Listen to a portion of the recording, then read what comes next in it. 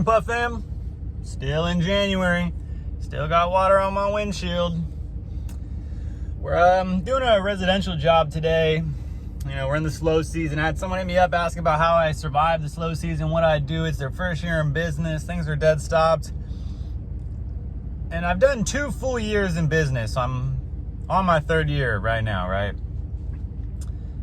And my first year was really tough because I was just killing it all summer. Phone was ringing nonstop, doing multiple estimates pretty much every day.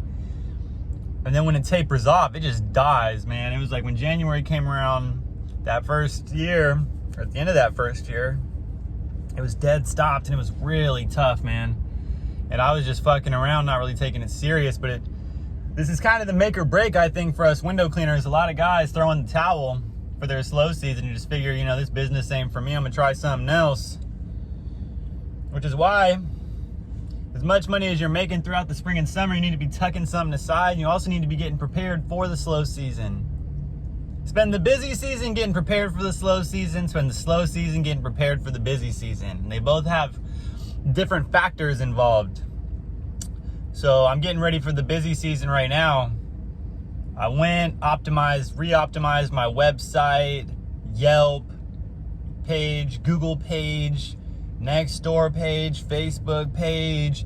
Went through, updated my whole online presence, doing a lot of marketing research. I'm doing a ton of cold calls, ton of cold emails, planting seeds for when they're ready to get their windows cleaned or pressure washing or solar or gutters cleaned. Planting all those seeds, that way I'm their guy. I haven't had this huge commercial job. Had to hunt the lady down.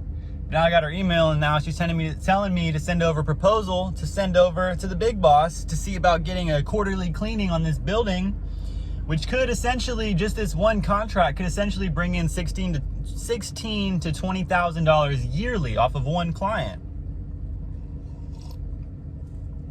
So staying busy in the off season, there's always shit to do. There's always something to do. You're not just lounging around. You didn't just get it all figured out one day. So stay busy. Build your route. Hit up your old clients. See if they need anything done. Not the e-brake. See if they need anything done.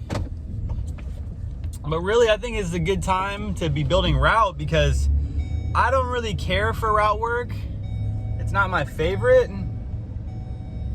However, this part of the year in the slow season, it's nice if you have a juicy route. If you have a juicy route, you're gonna float.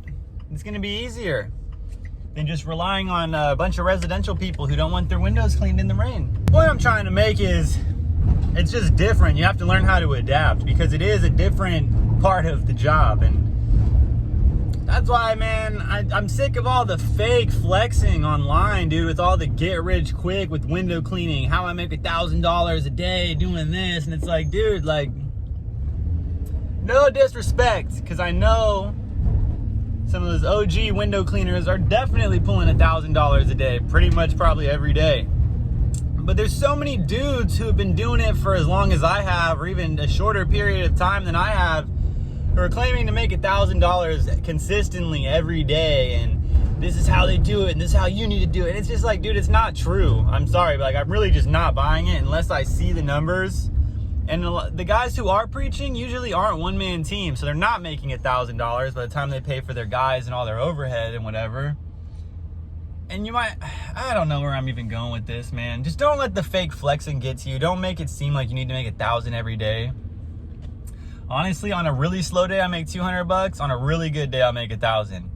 And I'm usually just falling right in the middle of that, between like $500 and $800 a day in my normal part of the season. But just keep pushing. I mean, I ordered 2,000 door hangers. They should be here in about a week. I'm gonna go pass all those out. I mean, there's no reason why you should just be sitting around waiting for the phone to ring. You need to be going out there and finding ways to be productive and advancing your business. But a lot of people don't have that level of discipline. They need a boss to complain at them and threaten to fire them to get shit done. So it's just up to you, bro, if you want to be a force and take action, or if you need somebody to tell you to wipe your ass when you're done pooping, you know? I think the slow season really is when people start to decide if this is for them or not, because it gets slow. But window cleaning is one of those great things too. As your client list grows, you'll start to be less slow as the winter season comes, the slow season comes, because you'll have such a big list of people that even though you're not doing, you know, the big monthly income that you normally are, you're still making decent money to get by until the busy season gets here. So find ways to be creative, stay strong, and I don't know what else to tell you, man. If it isn't for you, it isn't for you, and there's no shame in that. But I hope you guys are still pushing, trying to be your own boss, keeping those dreams alive, and having a great day. So I'm out here today. I'm sorry I'm not recording any of this stuff for you guys to see, but you've seen it 100 times. I feel like this knowledge is more important. You gotta be cutthroat, dude, this time of year. So I'm doing this job. This is one of my really great clients, property manager. She's putting me on an estimate to go do gutter cleaning at one of these complexes that she manages, as well as possibly some pressure washing. While I was cleaning her gutters, noticed the neighbor's gutters are clogged, rang their doorbell, said, hey, was just cleaning the gutters on your neighbor's house, noticed you're starting to get a lot of debris in your gutters, just wanted to come over, give you a free quote and see about getting those cleaned today. Left the quote in the mailbox, she wasn't home, all good. Now I cleaned the other neighbor's windows. I've done it once before, and I called in the spring, and poor thing, sounded like she just got out of the hospital. So I went over there today, said, hey, what's up? How's it going? Just want to see if you want to get those outside windows cleaned for $100. And now that's added on top of the gutter cleaning upsell we did at the first job for our property manager friend. So we did the gutters, we're gonna do her outside windows, and then we're gonna go to the neighbor's house and do their outside windows. And I might actually knock a couple doors over here to see if anyone else wants their gutters cleaned out today. But that's the thing, you can't sit around waiting for people to call you. Take action. If you're not taking action, nothing's gonna happen. All right, we're slightly over 3 hours in.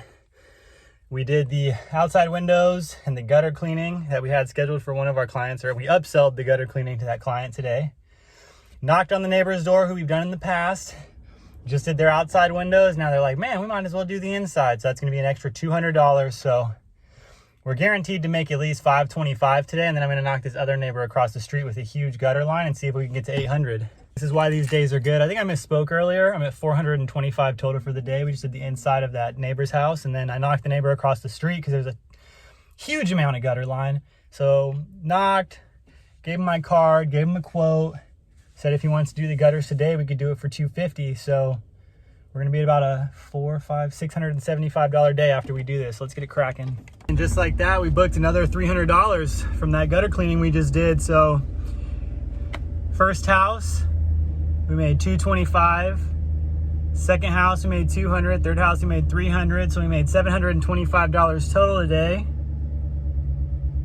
And we've been out here for 7 hours.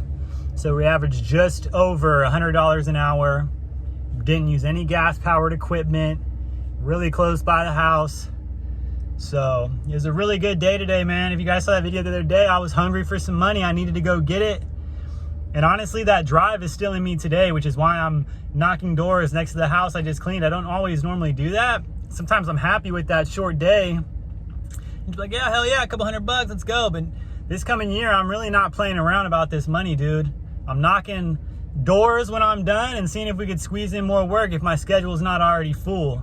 Really going for a 6-figure year, or at least damn close to a 6-figure year. So thank you guys for watching, keeping up with this journey. I hope you guys are out there fired up, doing what you got to do to keep it pushing and keep your business alive, staying strong and healthy. I'll see you next time. Peace. What up, Puff fam? If you guys are enjoying this video, use the link in my description to check out Jobber. Jobber is the #1 software that I've incorporated into my business.